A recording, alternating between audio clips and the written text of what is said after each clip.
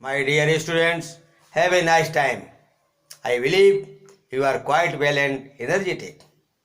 Today we will study about sound, exercise, question answer. Question first. Choose the correct answer. इसके जो है correct answer चुनने हैं तुम्हें. Sound can travel through. Sound किस किस के द्वारा ट्रेवल करती है? Gases only, solids only, liquids only, solid, liquid and gases. तो वी नो कि गैसेस जो ये गैसेस, सॉलिड, लिक्विड सभी में जो साउंड जो है ट्रेवल करती है. केवल जहाँ वैक्यूम होता है वहाँ साउंड ट्रेवल नहीं करती है. तो here answer D, solids, liquids and gases. Solid, liquid and gases. Do you understand? Question 2. Voice of which of the following is likely to have minimum frequency. अब देखें इसमें जो मिनिमम फ्रीक्वेंसी किसकी है? Baby girl, baby boy, a man, a women. यहाँ understand, इसको अच्छी तरह समझ लें कि यहाँ पर जो है जो मिनिमम फ्रीक्वेंसी, यहाँ पर मिनिमम सबसे कम मतलब कम, इनमें जो है कम फ्रीक्वेंसी किसकी होती है? तो यहाँ पर आंसर ए मैन. आंसर जो है क्या है? A man. Answer C, a man. ये किन्हीं बुक्स में जो है मिसप्रिंट हो गया है कि जिसमें जो बेबी गर्ल दे दिया है, समझे, कहीं बेबी बॉय दे दिया है. तो उसको ध्यान दें कि इसमें जो है जो मिनिमम फ्रीक्वेंसी होती है वो ए मैन, मतलब मनुष्य की मिनिमम फ्रीक्वेंसी होती है. वुमेन से भी कम होती है, बेबी बॉय से भी कम होती है, बेबी गर्ल से. तो बेबी गर्ल की फ्रीक्वेंसी जो है मोर होती है, अधिक होती है. तो यहाँ पर ए मैन आंसर है. A man. फ्रीक्वेंसी कम होती है लेकिन लाउडनेस होती है, मनुष्य की आवाज़ जो भारी होती है लेकिन फ्रीक्वेंसी कम होती है. जैसे कि शेर दहाड़ता है, शेर दहाड़ता है, और चिड़िया जो है वो जो है ट्वीटिंग करती है. चिड़िया ट्वीटिंग करती है.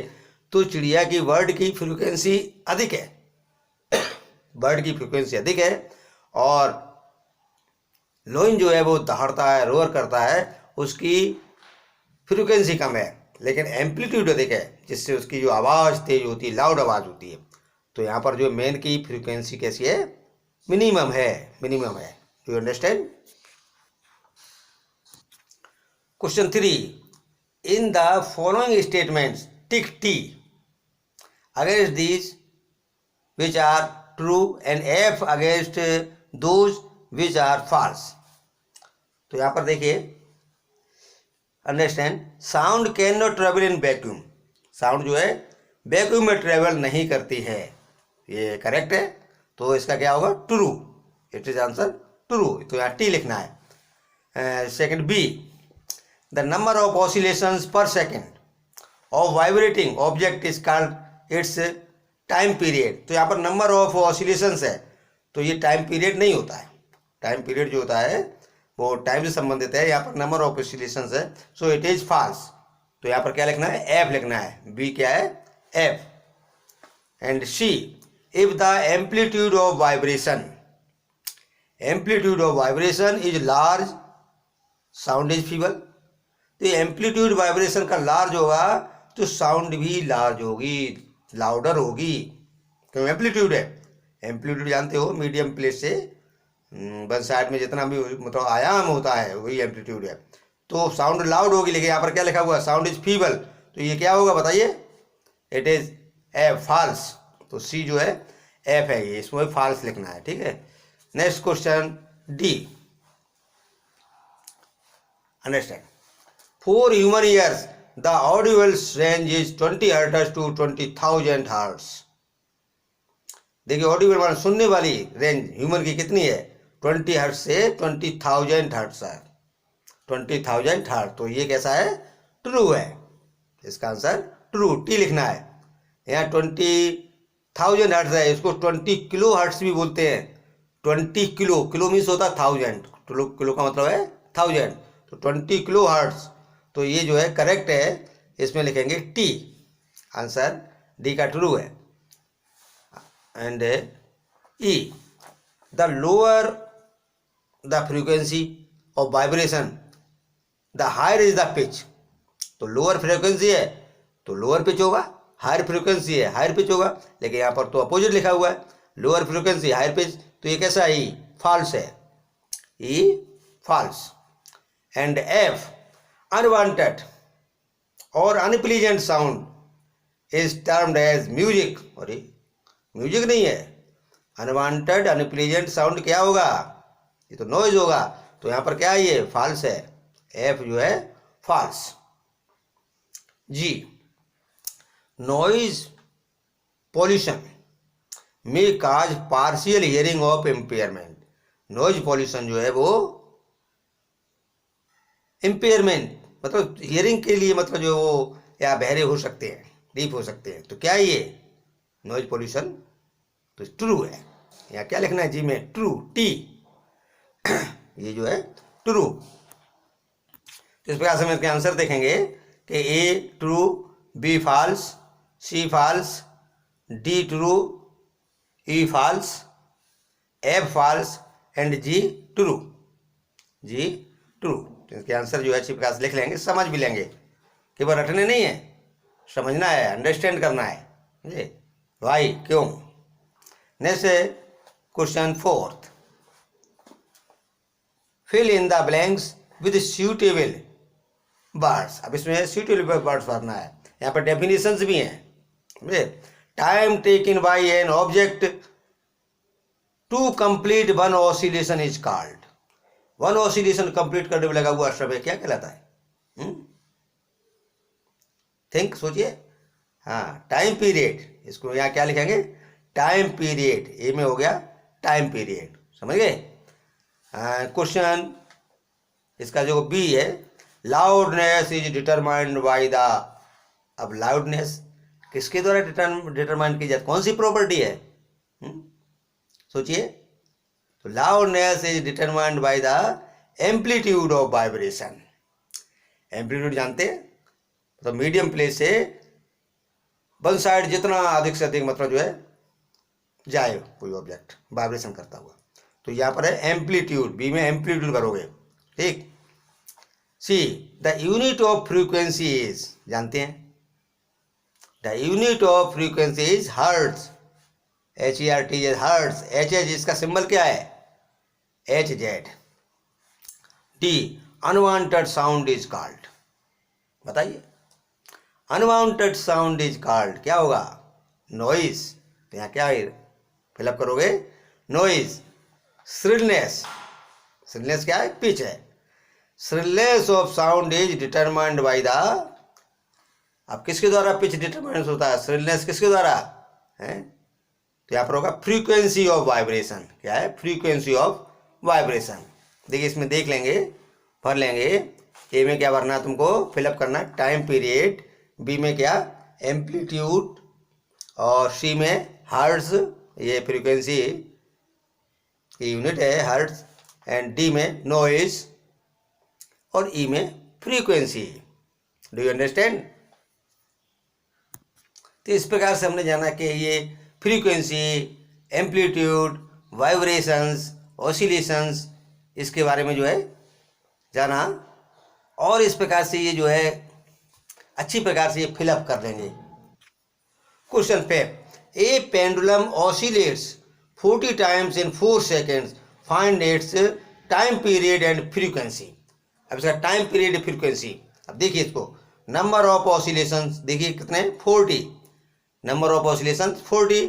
Total time taken in 4 second. समझे, टोटल टाइम कितना है, 4 सेकेंड है. और ऑसिलेशन वाइब्रेशन कितने, 40 है. अब टाइम पीरियड, टाइम पीरियड जो होता है time upon number of oscillations. Time number of oscillation, oscillation क्या है, फ्रीक्वेंसी. 4 seconds upon 40. 40 क्या है, ऑसिलेशंस हैं, तो 1/10 काट देंगे इसको, तो 1/10. अब इसको डिवाइड करेंगे तो 0.1 सेकेंड. 0.1 सेकेंड. अब देखिए frequency, number of oscillations. Frequency क्या होता है, नंबर ऑफ ऑसिलेशंस पर सेकेंड. नंबर ऑफ ऑसिलेशंस पर सेकेंड. तो इसमें जितने ऑसिलेशंस हैं टाइम से डिवाइड कर देंगे, टोटल ऑसिलेशंस अपॉन टाइम, तो 40/4. 40/4 सेकेंड. कट कर देंगे इसको, कैलकुलेट करिए तो कितना आएगा, 10 ऑसिलेशंस. 10 क्या यहाँ पर है, ऑसिलेशन है. 10 ऑसिलेशंस पर सेकेंड। तो 10 पर सेकेंड, तो 10 ऑसिलेशन तो ऊपर लिख सकते हैं, बट 10 ऑसिलेशन पर सेकेंड। तो ये क्या होगा, फ्रीक्वेंसी, इसको बोलेंगे 10 हर्ट्ज, 10 हर्ट्ज, 10 HZ, ये सिंबल इसका है, हर्ट्ज का सिंबल है। तो इसका आंसर हुआ इसमें time period 0.1 second, frequency 10 hertz. Do you understand? Next है, understand the sound from a mosquito is produced when it vibrates its wings and an average rate of 500 vibrations per second। कितनी vibrations है पर second? मतलब तुमने देखा होगा जो mosquito wings है वो बहुत तेजी से चलाता है, वो कान के पास आ जाता है तो ये मतलब जो है साउंड उसकी मालूम पड़ती है। What is the time period of the vibration? अब इसका टाइम पीरियड निकालना है। क्या निकालना है? Time period.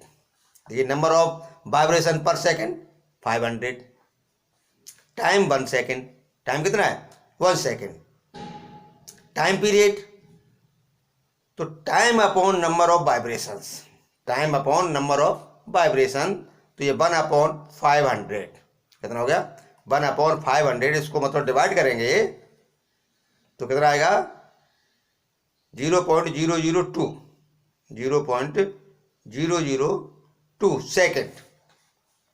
समझ में आ गया? करेंगे इसको, दोबारा करेंगे। Question 7, identify the part which vibrates to produce sound in the following instruments. अब देखिए इन ये इंस्ट्रूमेंट हैं, म्यूजिकल इंस्ट्रूमेंट है, इनमें कौन सा पार्ट जो है वो वाइब्रेट करता है, साउंड प्रोड्यूस करता है? ढोलक। तो इस ढोलक में क्या है, स्ट्रेस्ड मेम्ब्रेन जो पर्दा होता है उसका, समझे, जो कि प्लास्टिक या जो स्किन वगैरह होती है गोट बकरी वगैरह की, इसकी स्किन से बनाया जाता है। तो ये ढोलक का स्ट्रेस मेम्ब्रेन, उसी पर्दा बोलते हैं stressed membrane.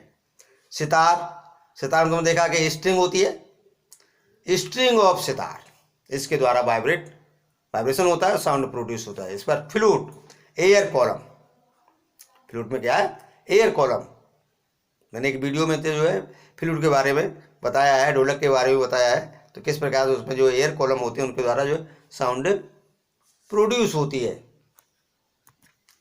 Question 8, what is the difference between noise and music?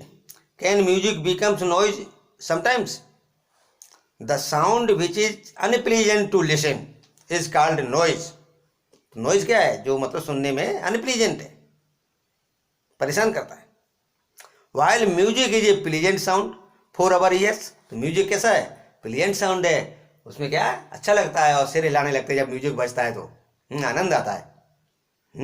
लेकिन ये कभी कभी जो है क्या है साउंड, जो म्यूजिकल साउंड है वो भी नॉइज हो जाता है। Yes, music can become noise when it is too loud, जब बहुत लाउड, जैसे मान लीजिए कोई ढोलक वगैरह बज रही है, लेकिन ढोलक बजाने की बजाय उसको जो पीटा जाए, बहुत तेज मतलब जो है लाउड एम्पलीट्यूड किया जाए, हैं, तो क्या होगा नॉइज हो जाएगा। ऐसे मान लीजिए टेलीविजन चल रहा है, उसमें कोई गाना आ रहा है और उसकी साउंड पूरी फुल स्पीड कर दी जाए तो बहुत तेज लाउड हो जाएगा और वो कानों के लिए भी मतलब जो है हार्मफुल होगा, इसके कानों के लिए हार्मफुल होगा। तो इसमें कुछ क्वेश्चन जो अभी इसमें रह गए हैं वो अगली वीडियो में डालेंगे, क्योंकि इसका टाइम ड्यूरेशन वीडियो का अधिक हो रहा है जी। तो प्लीज़ सब्सक्राइब एंड शेयर, यदि इसको अभी सब्सक्राइब नहीं किया है तो तुरंत सब्सक्राइब करें, ठीक है। सब्सक्राइब कर दिया, बहुत अच्छी बात है, मेहनत करिए अच्छी तरह से और आगे बढ़िए, मेहनत करिए आगे बढ़िए, ठीक। तो please subscribe and share, be intelligent, be happy, best of luck, okay.